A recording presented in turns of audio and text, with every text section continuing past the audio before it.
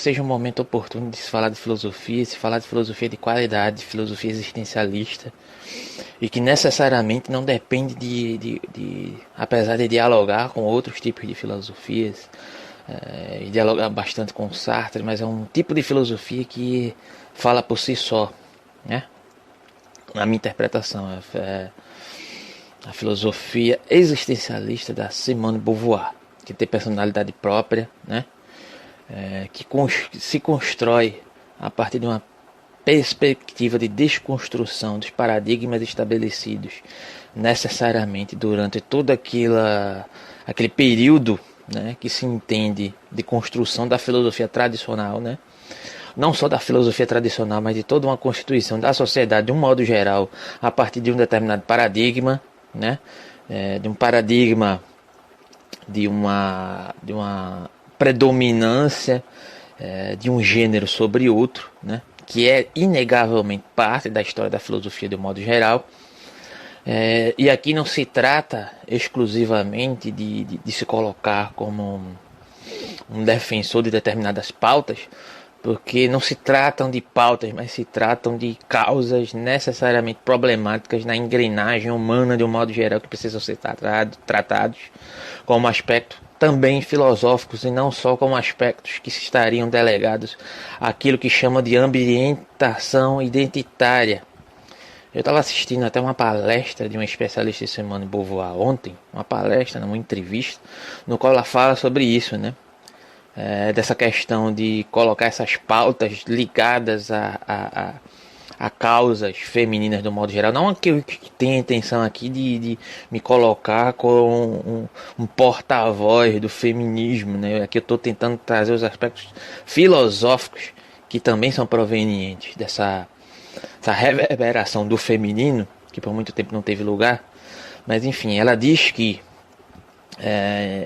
por muitas vezes essas pautas entendidas como pautas identitárias e pautas de uma possível localização feminina dentro de um determinado contexto, elas são delegadas a um determinado lugar, que é o lugar das pautas feministas, é o lugar das pautas que de certa maneira teriam um lugar específico para serem tratadas, ou seja, um ambiente da filosofia, de um modo geral, dentre vários outros ambientes, seria tratado como um ambiente da filosofia e não necessariamente dessas pautas. E eu acho que isso está equivocado e eu concordo com ela. Mas enfim, se tratando aqui da Simone de Beauvoir, em O Segundo Sexo, né, o livro que vai ser dividido em duas partes. Primeira parte, que ela vai analisar de certa forma como essa predominância vai ser construída a partir dos aspectos da ciência, os aspectos da construção do discurso sobre esse feminino. E segunda parte, ela vai tratar dos aspectos, entre aspas, né, dos mitos que são criados diante dos aspectos sociais, né? Inclusive começando o livro a partir de uma análise de como o estereótipo do lugar do feminino e também do masculino é instituído desde a escolha dos brinquedos que são delegados às crianças, né? Existem determinações muito claras, né, de o que seriam brinquedos de menino ou de menina, no sentido de estabelecer já uma alocação, um determinado lugar a essas crianças desde muito cedo, né? Já existe uma determinação que se dá a partir da simbolização da escolha dos brinquedos, né? No primeiro livro ela vai tratar inicialmente de alguns aspectos de determinação biológica, de diferenciação biológica que há entre o homem e a mulher, alocando isso no sentido de colocar a figura do feminino como algo como um não lugar, como um outro, a partir dessas determinações biológicas que se dariam por uma diferenciação, colocando a mulher em um lugar supostamente, ou feminino de um modo geral, né, em um lugar supostamente secundário, né? E daí vem a ideia do nome do livro, O Segundo Sexo, né? Porque o feminino é sempre tratado como o segundo sexo, né? Desde tradicionalmente dos escritos culturais da própria Bíblia, né?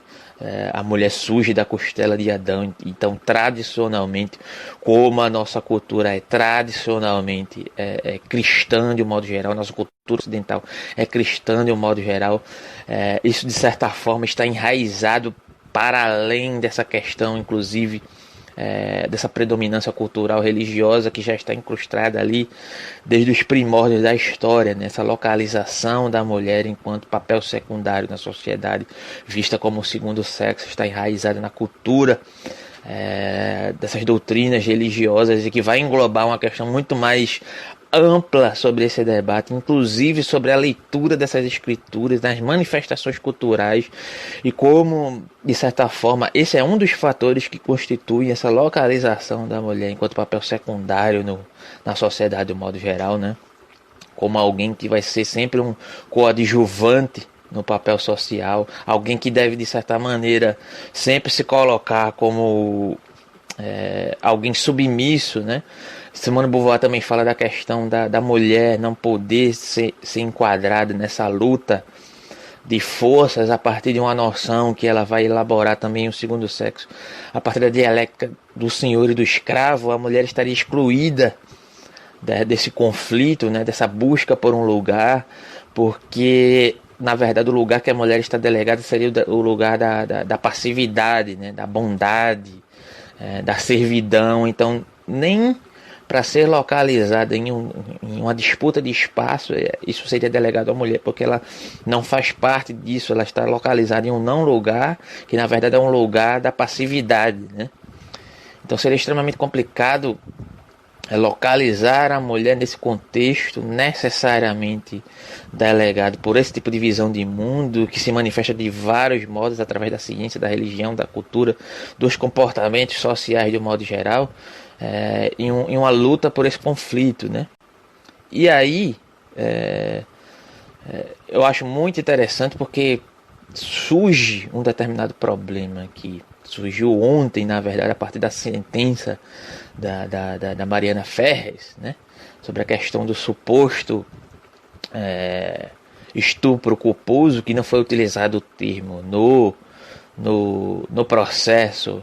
Esse termo foi utilizado pelo Intercept, a justificativa de se tornar mais inteligível para os leitores leigos, né? Mas tem um quê de sensacionalismo ali, mas não sem razão, na minha opinião, que de certa maneira vai deixar isso muito explícito diante não do que foi delegado a partir da normativa jurídica, a partir da sentença que supostamente pressupôs que não havia provas suficientes acerca do discurso da Mariana Ferres, apesar disso ser totalmente questionável, mas a partir de uma noção de como, diante do vídeo que foi exposto na audiência, isso fica muito claro, essa localização secundária do papel da mulher enquanto porta-voz de si mesma, né? Enquanto a partir de um determinado discurso que é estabelecido, a partir de uma possível mulher que foi abusada sexualmente, que foi estuprada, ela ainda assim ela é julgada e colocada num lugar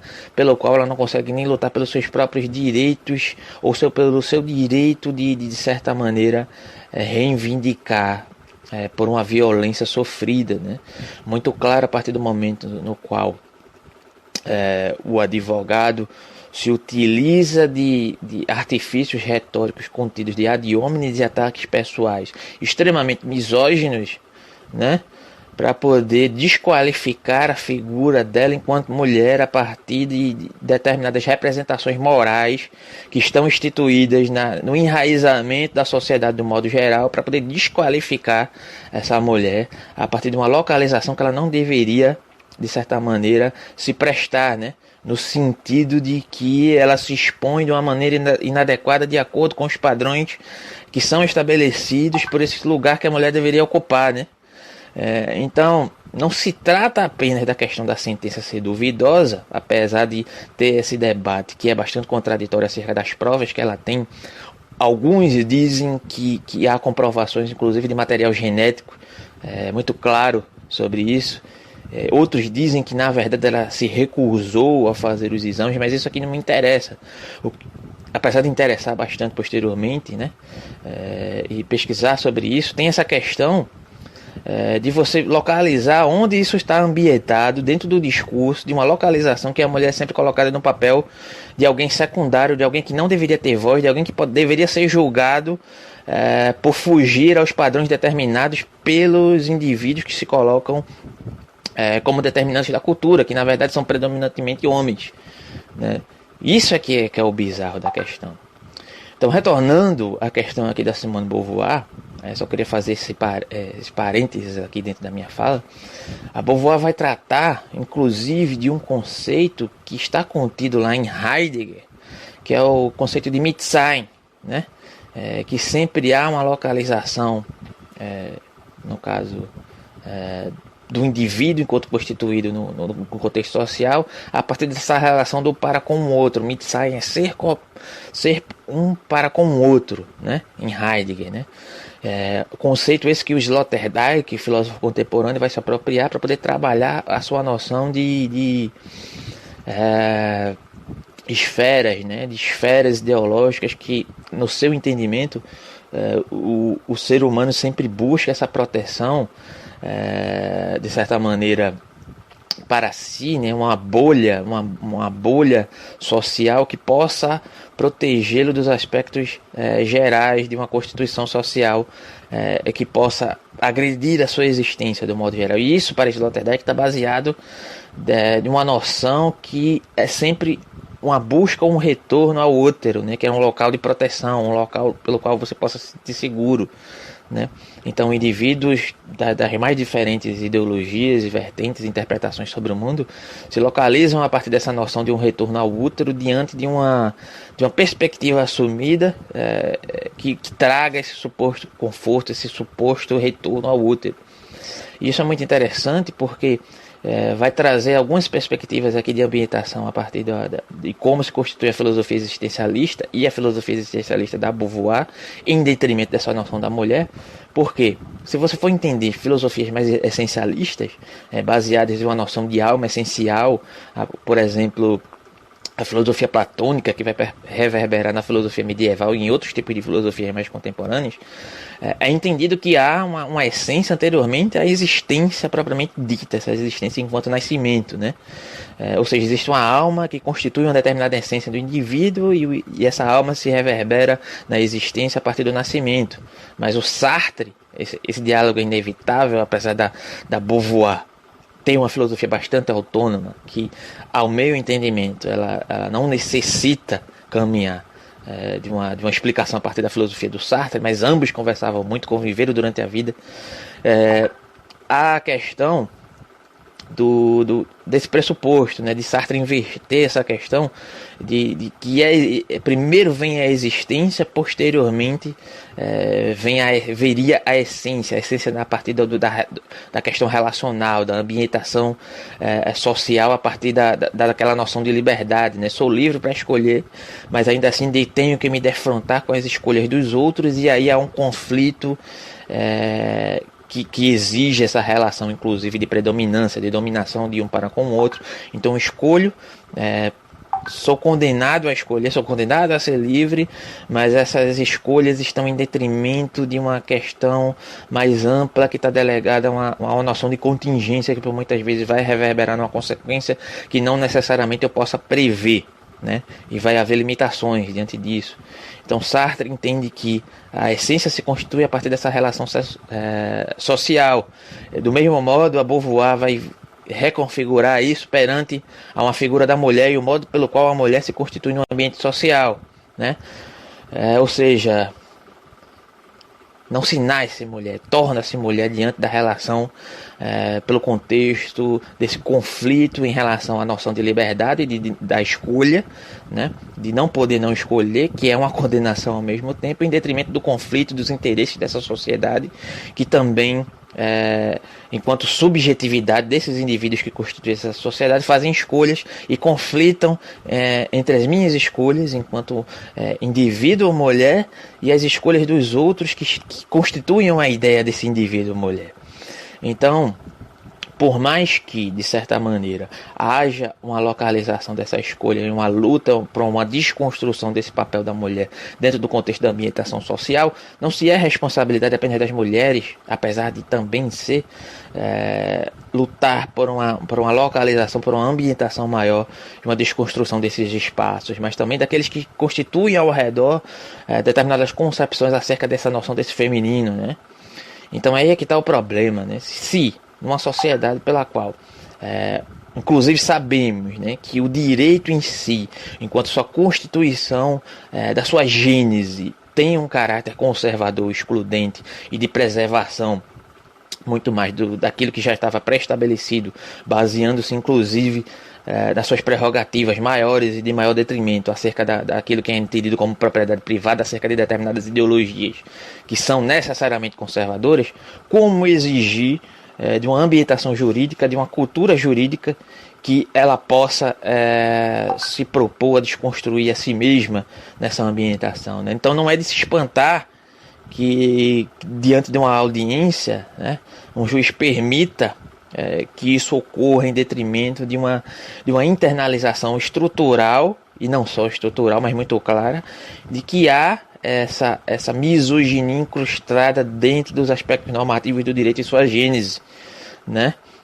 E que não só isso, mas um caráter excludente baseado em caracteres econômicos, que está muito claro também nesse caso aqui da Marina Ferrer, porque ouvi muitas vezes que se fosse uma pobre não estaria tendo essa reverberação, se fosse uma pobre isso não estaria na mídia. Possivelmente sim, e há muitos pobres que sofrem coisas muito piores, muitas mulheres pobres que sofrem coisas muito piores, né, na ambientação que está delegada a essa questão jurídica, né, essas pessoas que manipulam, né, que instrumentalizam o direito do modo geral. Só que tem uma questão econômica incrustada ali também, né? Possivelmente essa sentença foi reverberada baseada em normativas jurídicas silogisticamente justificáveis, né? Diga-se de passagem, porque o possível estuprador ele também tem um poder aquisitivo maior do que a vítima, né? Então, nesse sentido,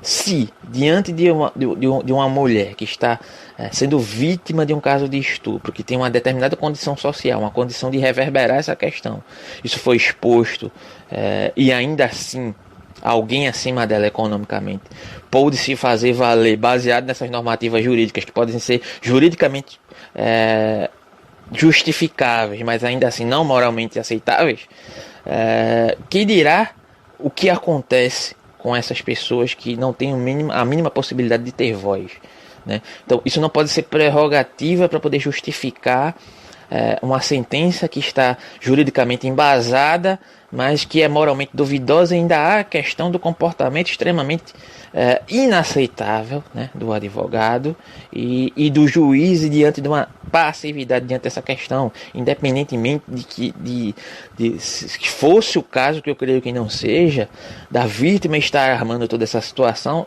A postura pela qual esses juristas, né, assumiram ali, necessariamente deixa bem claro a postura e o lugar e a localização que o direito assume enquanto exclusão dessa figura do feminino de um modo geral, enquanto porta-voz de si mesma, enquanto luta pelos seus próprios direitos e espaços e um espaço para poder ter voz e reivindicar, né? Isso não pode ser aceito. Então não se trata de questionar apenas a sentença, que eu acho que é bastante questionável, mas sim a estrutura, o modo pelo qual o direito se manifesta, o modo pelo qual isso está sendo feito, o modo pelo qual isso foi exposto.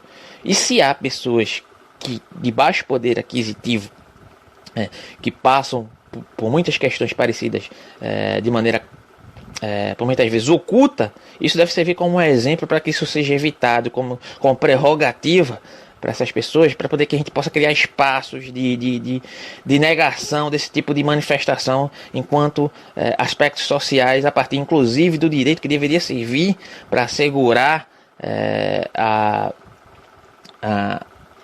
a indiferenciação, na verdade, dessas oportunidades, desses espaços que, na verdade, sabemos que em sua gênese, em sua origem, o direito ele não tem esse intuito, mas devemos tentar, pelo menos, nos instrumentalizando dos aspectos do direito, dos aspectos jurídicos, para desconstruir o direito por dentro, como Foucault diria, né?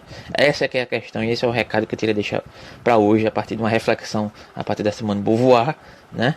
Que é extremamente importante. Dá o like, compartilha o vídeo, deixa teu comentário, segue o canal se ainda não seguiu, certo? Se é a primeira vez que está no canal, bem-vindo e muito obrigado por assistir.